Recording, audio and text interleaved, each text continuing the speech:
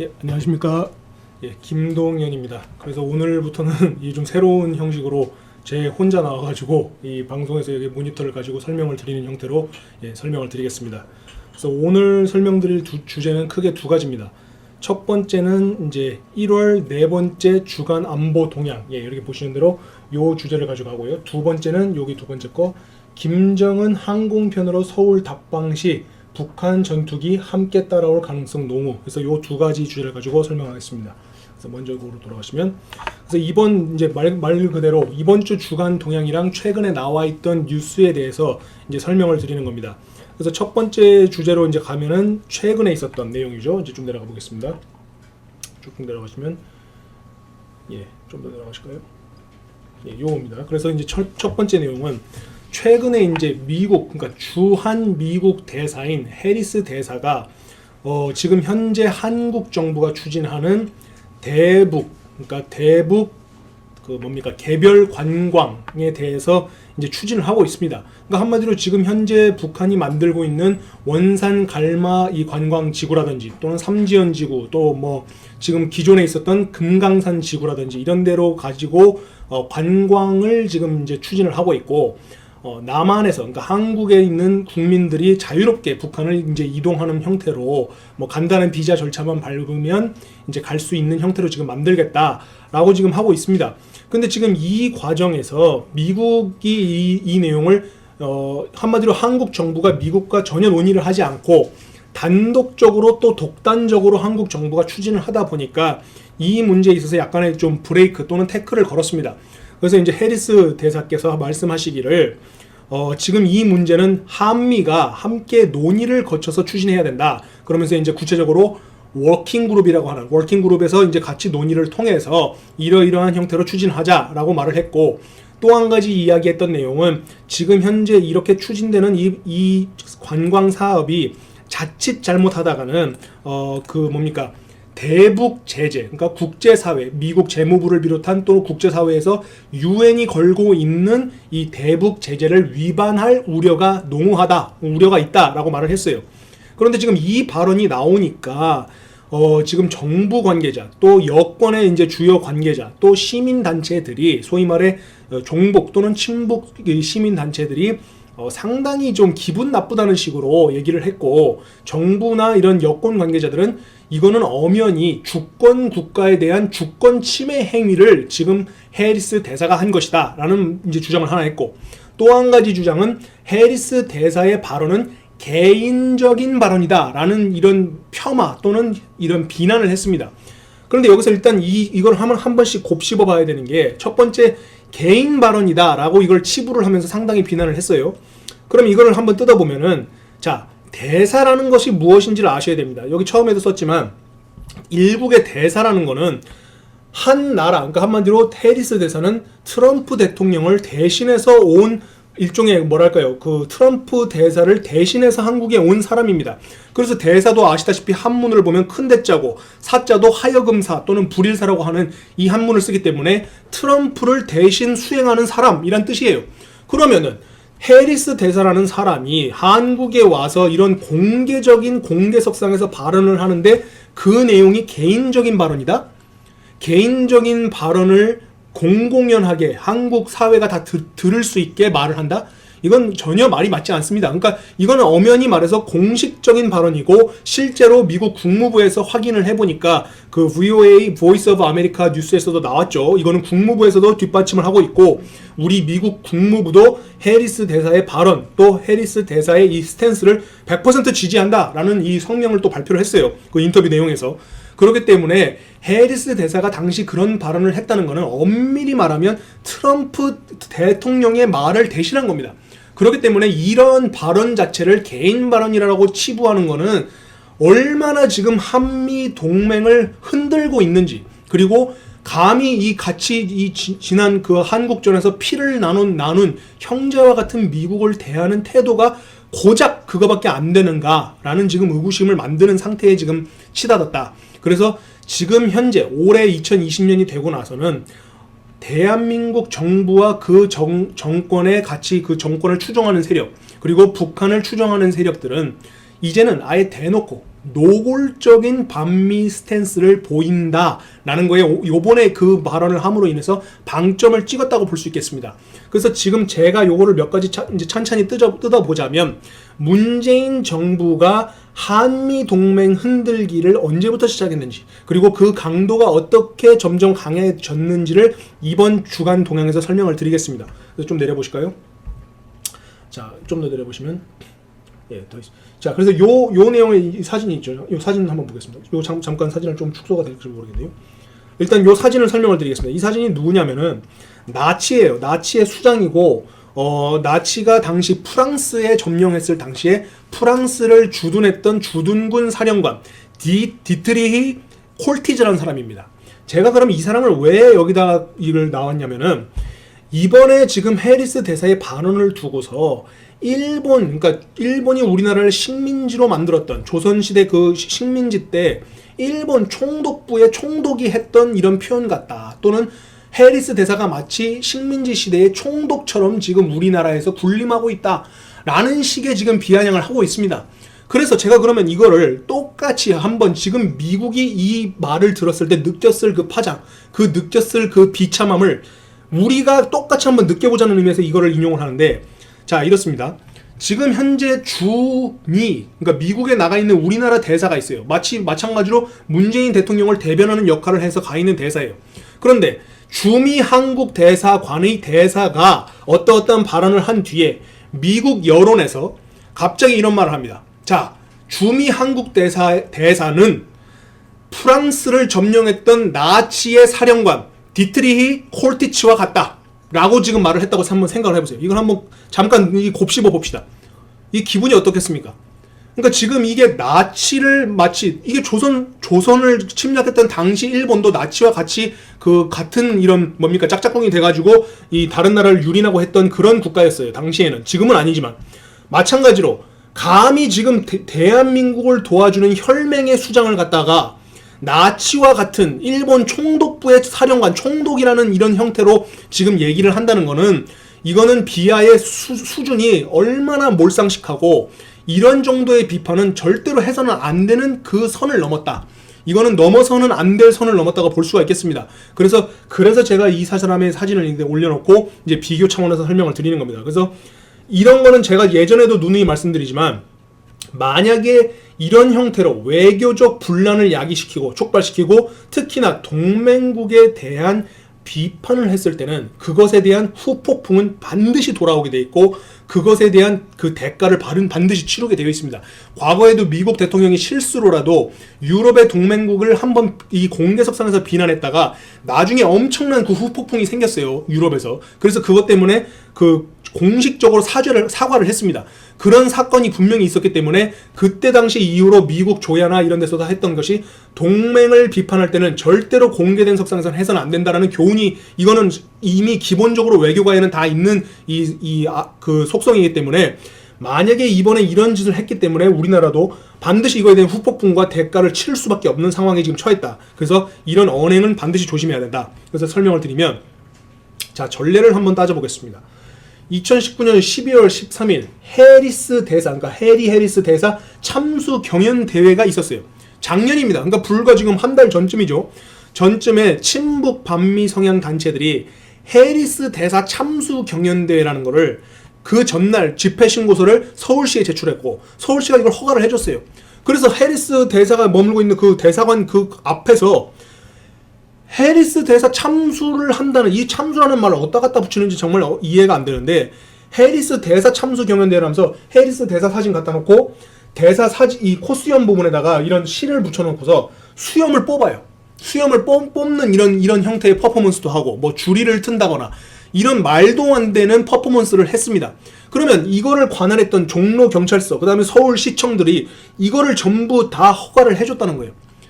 어떻게 해서 이런 형태의 퍼포먼스나 이런 거를 다 허가를 해주고, 여러분들 아시다시피 태극기 집회라든지 태극기 부대가 나가가지고 하는 이 친미적 이 발언을 하는 태극기 집회나 이런 거 할 때는 허가를 안 해줬고, 지금 이미 언론에서도 다 알려졌던 게, 이 태극기 집회를 할 때는 서울시에서 화장실을 지원해주지 않는다. 이 공공 화장실에서 그 간이식 화장실을 차량들을 배치를 해주는데, 이것도 안 해준다는 비난에 좀 비난이 계속 계속 나오니까 나중에 가서 마지못해 한두 대 정도 갖다 놨는데, 이미 서초구나 이런 데서 했던 조국 그 지지 시위 이런 거 할 때는 화장실도 많이 잔뜩 갖다 놓으면서, 서울시에서 이 광화문에서 하는 그러니까 반정부 시위나 이런 거 할 때는 지원도 안 해주다가, 그리고 지금 현재 그 서울시 앞에 그 어디입니까, 대사관 앞에 있는 그 광장에다가 쳐놓았던 그 우리공화당이나 이런 태극기 집회 세력들이 만들어 놓은 이 집회 천막, 이런 거는 바로 강제 철거하고, 지난번에 그 노인분들 밀치고 하면서 용역들을 동원해가지고 다 때리고 때려 부수고 이런 행태를 했었습니다. 그런데 반미적 성향을 보이고 친북적 성향을 보이는 단체가 해리스 대사, 동맹국의 대사 얼굴에 있는 수염을 뽑는 이런 퍼포먼스를 하는 거는 허가를 해주었다.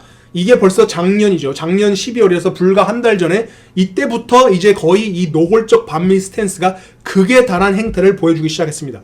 자, 또 내려보시면 2019년 8월 28일 이날도 뭐가 있었냐면 해리스 대사를 초치를 했습니다.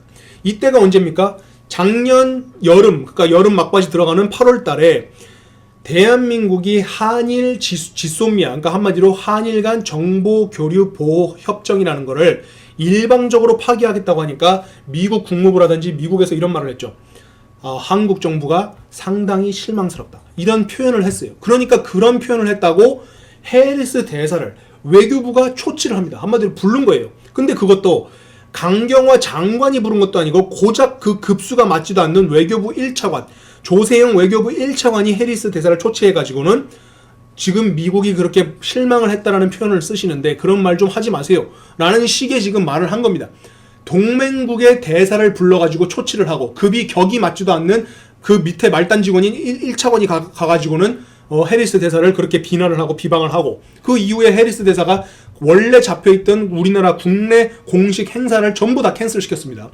그렇기 때문에 지금 이런 형태가 당시 그 작년 중순부터도 이렇게 노골적인 반미 스탠스를 보였고, 해리스 대사를 겨냥한 듯한 이런 공격성 이런 표현들을 내뱉었고, 여기에는 지금 나와 있지 않지만 이 8월 28일 저 사건이 있었고, 조금 몇 달 뒤에 10월 달에는 해리스 대사가 머물고 있는 해리스 대사 관저에 속칭 자칭 대학생들이라고 하는 세력들의 침입자들이 19명 정도 되는 침입자들이 대사 관저를 또 침입하고, 그리고 침입하고 나서 거기서 대부분의 거의 10명 넘는 사람들은 그날 바로 훈방 조치가 되고, 그거에 대한 지금 조치라든지 적법한 이런 처벌도 제대로 이루어지지 않았기 때문에 지금 현재 한미 동맹이 대외적으로는 흔들리지 않는다. 또 지금 아무런 문제가 없다고 말하지만 실질적으로 정부가 보여주는 행동이 이런 친북단체 그리고 종북단체의 행동과 똑같다. 지금 동일한 선상에서 움직이고 있는 모양을 보여주고 있고, 지금 여기서 이 초치 바로 직전에 아까 말했던 해리스 대사 참수 경연대회를 주목할 점은 뭐냐면, 당시 그 포스터가 있습니다. 검색하시면 나올 거예요. 해리스 대사 참수 경연대회라는 그 포스터에 뭐라고 써있냐면 이렇게 돼 있어요.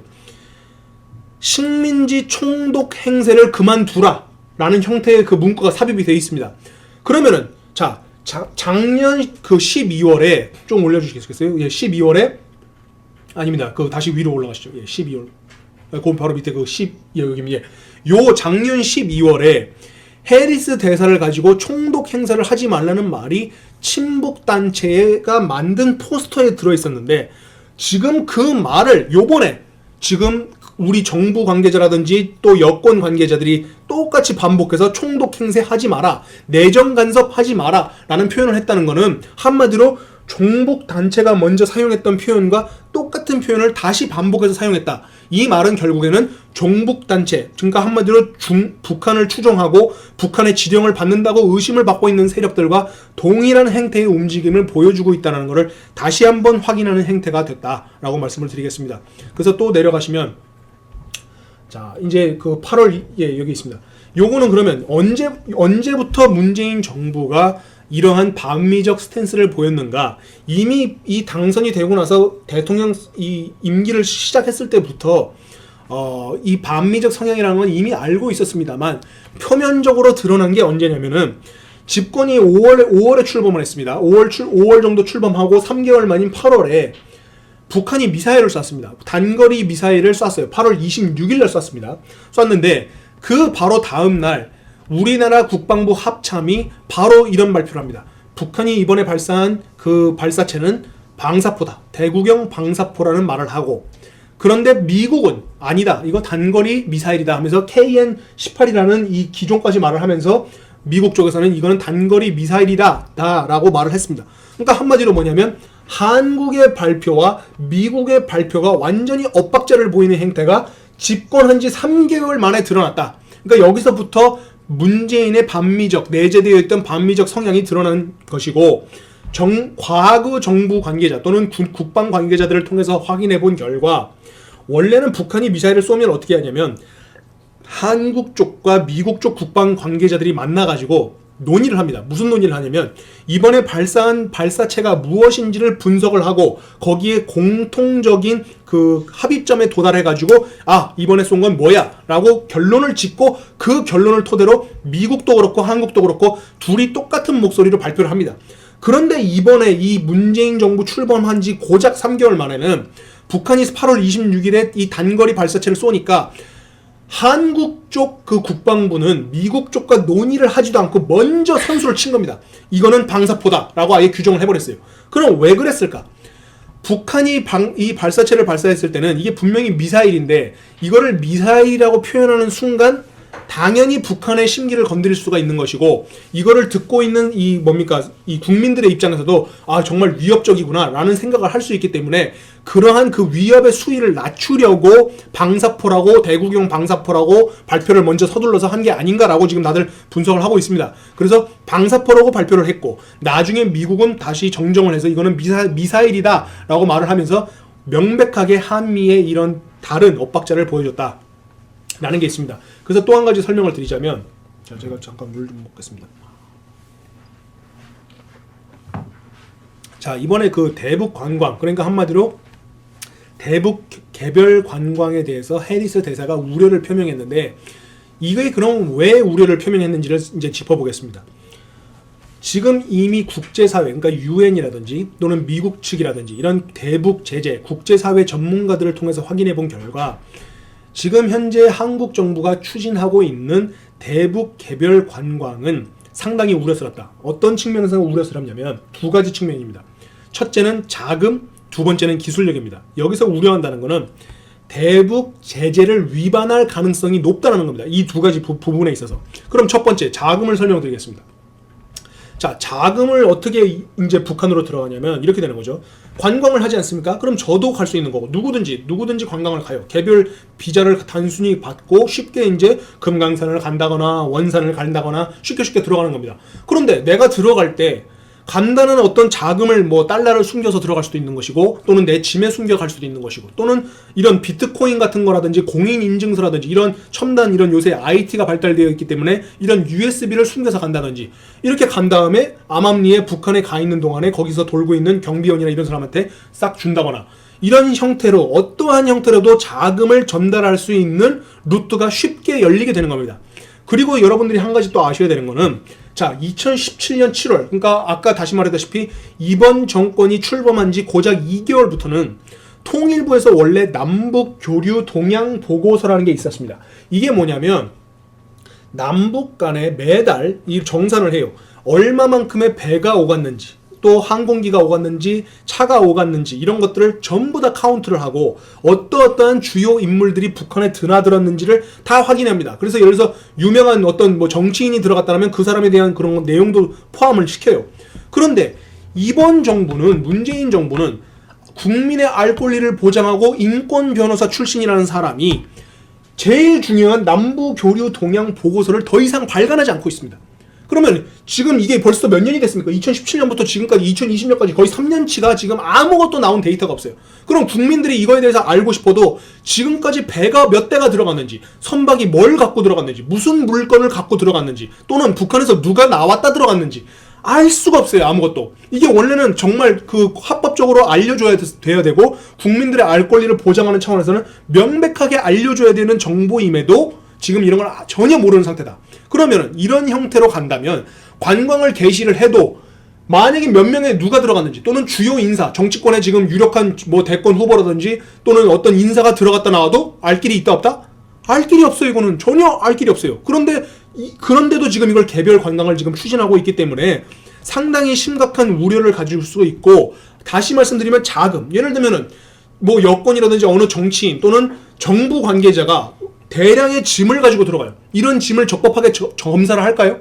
정부 관계자인데, 통일부 관계자, 뭐 외교부 관계자, 어떤 관계자가 가지고 들어가는 짐을 정부가 이 루트를 터놓는 자리에 이런 걸 검사를 할까요? 차량으로 들어갈 수도 있죠. 뭐 기차로도 갈 수도 있죠. 정부라는 이름으로 들어가는데 이런 걸 검사를 할까요? 이거는 상당히 위험한 그 발상이고 자금 추적이 어렵게 되는 겁니다. 더군다나 IT적 그 관점으로 보면은 비트코인 같은 거라든지 이런 무슨 비트코인의 코드를 넘긴다거나 또는 스위프트 코드라 해가지고 해외 그 스위스 계좌에 접속이 가능한 스위프트 코드를 제공한다거나, 그렇게 되면은 이거는 불법 자금 탈루라든지 막대한 자금이 전혀 감시되지 않고 통제되지 않는 하에 추진될 우려가 있다. 그러면 미국이 이런 우려를 괜히 하느냐? 해리스 대사가 이런 걸 괜히 할까요? 제가 지난번에도 보도를 했고 여러 번 말씀드렸지만 2018년 4.27 남북 정상회담이 있고 나서 고작 일주일 만인 5월 3일 동중국 해상에서 남한 국적의 선박 제이홉호와 북한 국적의 선박 남산 8호가 옆구리를 밤 12시에 맞대다가 일본 해상자위대 하마나 전투 지원함에게 그 장면이 포착이 됐습니다. 그런데 이 두 배의 종류가, 선박의 종류가 뭐냐? 유조선이에요. 유조선과 유조선이 옆구리를 맞댈 이유가 있습니까? 기름을 날라주지 않는 이상? 근데 거기에 이미 그 포착된 사진에는 호수나 이런 게 연결이 되어 있고 두 선박이 움직임이 없었다. 이거는 어떤 의미냐면은 선박에서 선박으로 물건을 옮길 때 나타나는 고유 특성이 파도의 출렁임과 관계없이 배는 가만히 있습니다. 그런데 그러한 특성이 그 당시 목격된 사진과 이런 거에서 분명히 드러났어요. 그게 바로 이 정부입니다. 대한민국 역사상 최초로 대한민국 국적 선박을 가지고 있는 한국 국적의 선박이 북한, 적성국인 북한의 선박과 옆구리를 맞댔고 그 남산 8호는 3,000톤 규모의 이 유조선이에요. 그러면은 3,000톤 규모의 기름을 옮겨줬을 가능성도 있다는 게 이미 국제사회는 다 알고 있는 내용이고 UN 보고서, 일본 이 자위대에서는 다 파악하고 있는 내용이에요. 그런 몹쓸 짓을 한 게 이 정부고 이미 UN 보고서에서도 나왔죠. 북한산 석탄을 북한을까지 우리나라 정부의 선박들이 들어가서 날라가지고 동남아로 빼돌렸다는 내용이 보고서에도 일단은 나와 있습니다.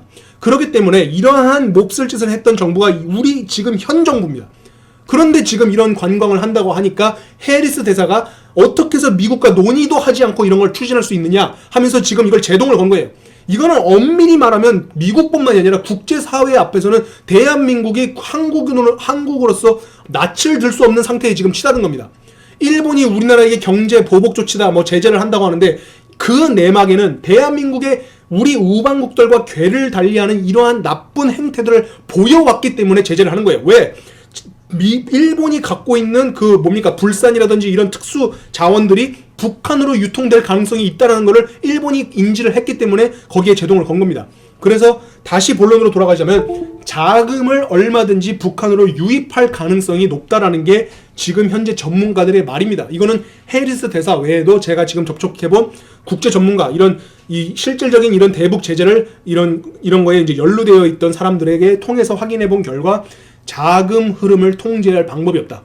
자금이 들어가는 순간부터는 그건 제재 위반입니다. 국제 제재 위반이에요. 자, 그럼 이 자금이 어디로 가죠?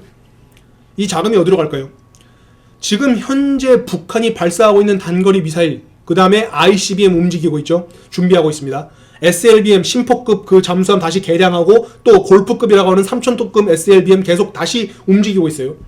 자, 그러면 여기서 우리 대한민국이 관광을 명목으로 사람들이 들어가면서 가지고 들어간 자금이 자칫 잘못하면 북한의 수건 사업인 핵 개발을 돕는 자금이 될 것이고, 그 다음에 그 핵을 투발수단, 핵을 이 해외로 쏘아 올리는 ICBM, 대거리, 장거리, 이 탄도탄 미사일 같은 것들을 만드는, 대륙간 탄도탄을 만드는 그 자금, WMD, 대량 살상 무기의 자금에 쓰일 것은 불보듯 뻔한 일이기 때문에 이런 자금을 정확하게 투명하게 공개를 해야 되고 이것을 통제할 수 있는 장치를 반드시 만들어야 된다. 그래서 미국과 함께 한국이 이런 것들의 절차를 만들고 통제할 수 있고 컨트롤할 수 있는 투명적인 방법을 걸쳐서 하도록 하자라는 게 해리스 대사의 말입니다. 자, 그럼 두 번째, 기술력입니다. 자, 이게 지금 이것도 지금 문제입니다. 이번에는 이렇죠. 자, 돈 같은 거는 사람이 가지고 들어가는 거예요. 뭔가를 짐을 가져간다거나 뭔가 누군가 들고 들어가는 거예요. 자, 기술력이라는 거는 사람이 들어가면 끝납니다. 예를 들어서 저 같은 사람이 들어간다거나 또는 어떤 핵 과학자가 들어간다거나 또는 미사일 전문가 또는 차량 전문가, 자동차, 전기차 전문가 누가 들어가느냐에 따라서 이거는 엄청난 파장을 만들 수가 있어요. 지금 최근에 무슨 일이 있었냐면 2019년에 비트코인 전문가, 이더리움을 만든 버질 그리피스라는 사람이 있습니다. 그 그리피스라는 사람이 있는데 이 사람이 미국 정부 승인 없이 방북을 해서 비트코인 노하우 같은 거를 북한에 가르치고 왔어요. 그것 때문에 지금 체포가 됐었습니다. 그렇기 때문에 이런 사람, 한마디로 비트코인 전문가, 무기 전문가 또는 핵 전문가가 관광을 목적으로 나 그냥 북한 가서 관광하고 좀 한번 바람 쐬고 올게 이러고 들어갈 수가 있는 거예요. 그러면 여기에는 한국의 지금 핵 능력, 핵 과학자들이 상당히 많죠. 그리고 대한민국의 이 핵 능력은 단순히 에너지 차원의 원자력 개발뿐만이 아니라 이 핵을 통한 무기를 만들 수 있는 이런 정도의 개념이라든지 이런 모든 이런 정보력도 다 갖고 있어요. 우리나라 전문가들이 상당히 뛰어나기 때문에. 그런데 만약에 정부의 압박을 받는다거나 또는 평소에 침묵적 성향을 보인 핵 과학자나 이런 사람들을 관광이라는 명목으로 북한에 들어갔을 경우 이건 어떻게 될까요? 이게 들어가는 순간 북한은 상당히 천군만마를 얻듯이 엄청난 정보력을 가지고 들어오는 겁니다. 이런 사람들이 만약에 들어가서 북한 핵 과학자들 한 10명 모아놓고서 강의를 한번 한다거나 또는 이 문제를 어떻게 이제 풀어준다거나 북한이 지금 봉착해 있는 핵 개발의 어려움, 자 예를 들면은 이 다탄두 개발을 어떻게 해야 됩니까? 또는 이 대기권 재진입 기술을 어떻게 하면 됩니까? 이 탄두를 깎아 내려가는 이 상마 기술을 어떻게 하면 됩니까? 지금 이걸 어떻게 하면은 이 어려운 이 봉착한 이 문제를 해결할 수 있을까요? 이런 질문들을 해가지고 거기에 대해서 어떠한 형태로 대답을 해주게 될 경우에는 북한은 상당히 자기들이 지금까지 완성하지 못했던 모든 지금 현재 3세대 이상이 될 수 있는 이러한 고난도, 제일 뛰어난 이런 핵무기 기술을 가지게 될 수가 있습니다. 그래서 기술력 유입이 이게 상당히 위험한 것이고 지금 전문가들이 보기로는 처음에는 남북, 그러니까 한마디로 한국인들이 북한으로 들어가는 이 기술, 이런 들어가는 관광을 하지만 나중에는 이 한국인 관광이 조금 있다가는 중국인도 들어갈 수 있는 거고 조금 있다가는 파키스탄 사람도 들어갈 수 있는 거고 조금 있다가는 외국인이 이제 우리 한국을 통해서 쉽게 들어갈 수 있는 방법이 열립니다. 지금 현재는 중국을 통해서 들어가거나 이런 형태로 우회해서 들어가는데 한국이 만약에 이걸 시작하면은 외국인도 간단한 비자 절차를 거쳐서 북한에 들어갈 수 있는 방법이 생길 개연성이 있습니다. 지금 그렇게 보고 있어요. 지금 그러니까 한마디로 한국인이 일단 들어가는 게 첫 단추고 두 번째 단추는 외국인입니다. 그러면 외국에서 한마디로 적성국이라고 할 수 있는 또 이 지금 적성국들과 친한 스킨십을 늘리고 있는 현 정부가 중앙아시아권 국가라든지 또는 동남아 국가 또는 파키스탄이라든지 이런 국가의 사람들까지도 한국으로 데려와서 북한으로 데려간다면 북한에는 이 핵 기술 능력, 미사일 발사 능력 이런 것들을 상당히 많이 발전시킬 개연성이 있다. 그래서 이 관광을 이거를 허가하는 것은 반드시 미국과 함께 논의해야 되는 문제입니다. 그래서 이거를 지금 추진하는 한국 정부는 상당히 위험한 지금 노선을 타고 있다.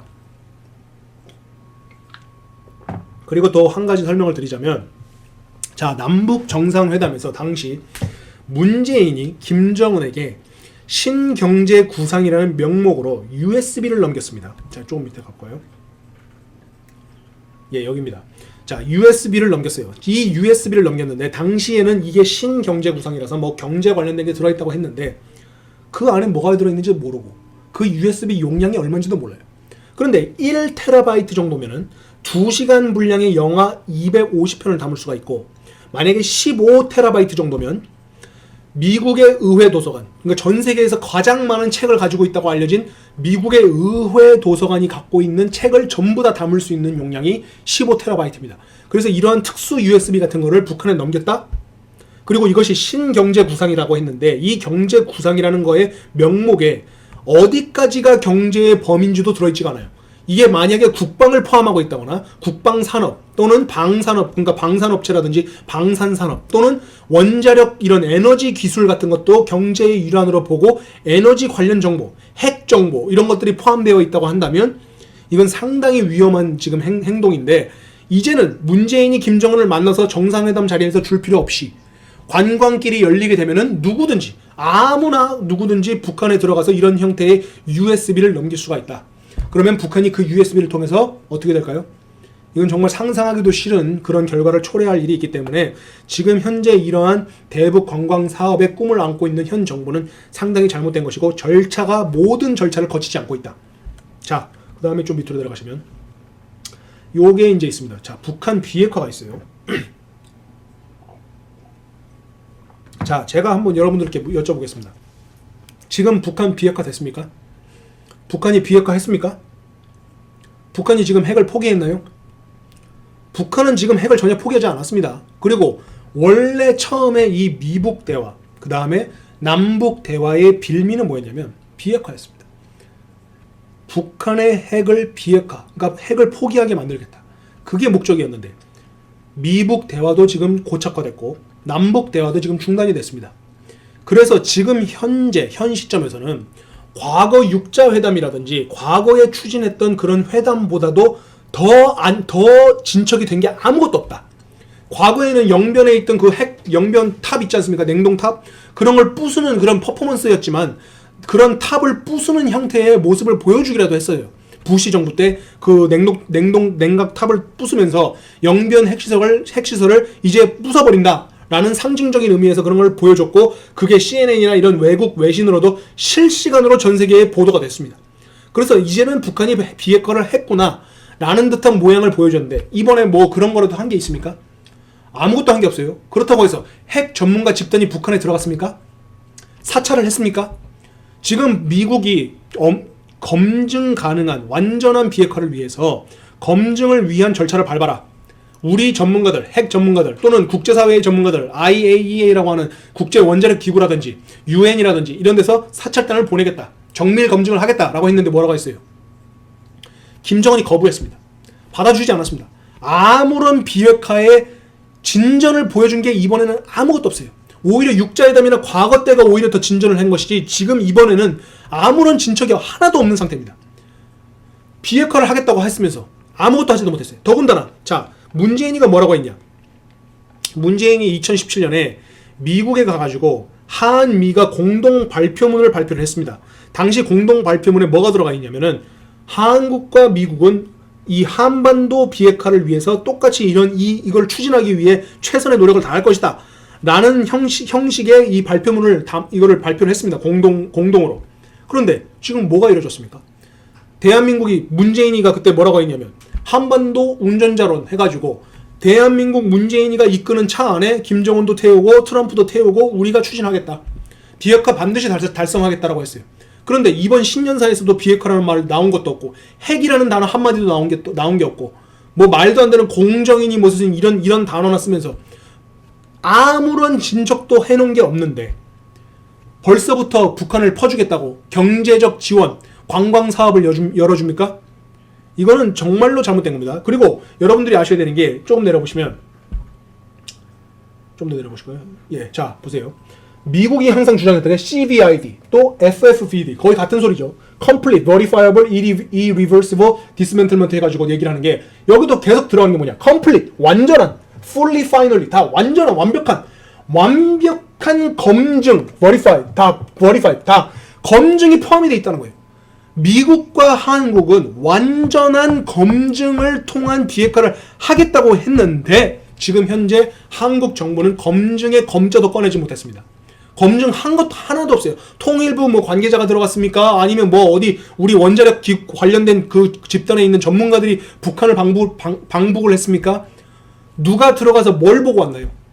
아무런 검증도 한 게 없습니다. 지금 현재. 그런데 지금 벌써부터 비핵화는 달성된 게 하나도 없는데 이미 비핵화를 하면 해주겠다고 약속했던 경제 지원의 초석인 관광업을 지금 뚫고 있는 겁니다. 순서가 잘못됐고 아무런 절차를 거치지도 않았다. 그러면 여기서 확인되는 사실은 뭐냐면 문재인이 갖고 있던 이 계략은 북한의 비핵화는 전혀 안중에도 없었다. 아웃 오브 안중이죠. 아무런 안중에도 없었던 겁니다. 한마디로 비핵화를 하거나 말거나 상관없이 우리는 주야장천 북한을 지원해 줄 거다. 관광 뚫어줄 거다. 이런 것들을 이미 문재인은 가지고 있었다는 게 이번에 이걸 통해서 만천하에 드러낸 겁니다. 완벽한 검증을 거쳐도 될까 말까 한데 검증도 한 것이 없고, 더군다나 지난번 싱가포르 회담에서 당시 국가안보보좌관이었던 존 볼튼이 노란 봉투를 가지고 가서 김정은을 만났습니다. 그러면서 건넸죠. 근데 그 봉투 안에 뭐가 있었냐? 언론들이 추정하기로는 분강 핵시설, 한마디로 김정은이 대외적으로 한 번도 공개하지 않은 숨겨진 지하 핵시설이 분강에 있는데 그 핵시설에 대한 정보를 미국이 파악을 했고 그거를 내밀면서 이것도 비핵화를 해야 된다라고 보여주니까 김정은이 말문이 막혔다고 합니다. 자, 그러면 영변 비핵화는 고사하고 숨겨놓은 분강에 대한 비핵화도 나온 게 없어요. 그리고 문재인은 그거에 대해서 한 번도 언급한 적이 없어요. 분강 핵시설 비핵화라는 말은 한 번도 한 적이 없어요. 그리고 항상 문재인이가 하는 것이 뭐냐면 북핵, 한마디로 북한 비핵화라고 말을 해야 되는데 항상 한반도 비핵화라고 말합니다. 이게 똑같은 말 같이 들리죠? 아닙니다. 이거 상당히 교묘한 이 공산권의 전술이에요. 말장난이죠. 뭐냐면 북핵 비핵화라는 거는 핵을 포기하는 대상이 북한인 것이고, 한반도는 말 그대로 한반도에 누가 있죠? 북한만 있나요? 한국도 있습니다. 그래서 이 한반도 비핵화라는 것은 한국이 핵을 아직 보유하진 않았지만 유사시에 핵 무장을 할 수 있는 능력, 그 능력도 버리겠다는 게 이 한반도 비핵화에 문재인이 갖고 있는 생각입니다. 그래서 지금 탈원전을 타고 있다는 게, 그 탈원전 노선을 타고 있다는 게 전문가들, 핵 전문가들의 공통된 의견입니다.